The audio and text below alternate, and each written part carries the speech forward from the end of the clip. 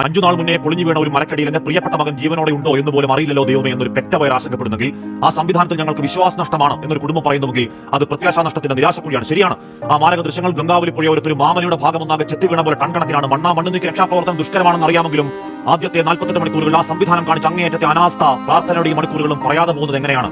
ആഞ്ഞിടിഞ്ഞു വീണ മണ്ണിനടിയിൽ ഒരു വണ്ടി പോയെന്നും അതിന്റെ GPS ലൊക്കേഷൻ ഉണ്ടെന്നും അർജുന്റെ ഫോൺ ബെല്ലടിച്ചതാണെന്നും ആ ലോറിയുടെ മനാഫും ബന്ധുക്കളും വാവിട്ട് കരഞ്ഞതാണ് ആ ഗോൾഡൻ മണിക്കൂറുകളിൽ. അത് കേട്ടെന്ന് പോലും നടിക്കാതെ FIR ഇടാതെ മണ്ണുമലയ്ക്ക് മുന്നിൽ 3.25 ഹിറ്റാച്ചിയുമായി കുഞ്ഞു കളിച്ചവരാണ്. ഇനിയും പൊതിഞ്ഞു പറയേണ്ടതല്ല, അത് പൊറുക്കാവതല്ല.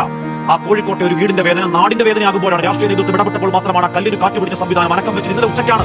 അപ്പോഴാ പ്രാണൻ മണ്ണിനടിയിൽപ്പെട്ട് മണിക്കൂറുകൾ 75 വൈകിയാണെങ്കിലും രക്ഷാപ്രവർത്തനം സജ്ജമായല്ലോ ദൈവമേ എന്ന് നെടുവേർപ്പെട്ടവർക്ക് മുന്നിൽ രാത്രി 9 ആകുമ്പോഴേക്കും ഉത്തരകന്നഡ സംവിധാനങ്ങൾ സർക്കാർ ജോലി കണക്കെ തെരച്ചിൽ നിർത്തി കടയും പൂട്ടി വീട്ടിൽ പോയിട്ട് റഡാർ സംവിധാനം തിരയാൻ തുടങ്ങിയത് 5-ാം നാൾ ഇന്ന് രാവിലെ 10:30. നമ്മുടെ ഒരു കൂടപ്പിറപ്പ് മണ്ണിനടിയിൽപ്പെട്ട് രാത്രികൾക്ക് പുറം ഒരു സൂചനയും കിട്ടുന്നില്ലെങ്കിൽ കേന്ദ്ര കർണാടക സർക്കാരുകൾ നെഞ്ചിൽ കൈവച്ചെന്ന് പറയണം. ആ ഗംഗാവലി പുഴയോരത്ത് കാണാമറയത്ത് പ്രാണപ്രതീക്ഷയിൽ പാവം പിടിച്ച അർജുൻ അല്ലായിരുന്നുവെങ്കിൽ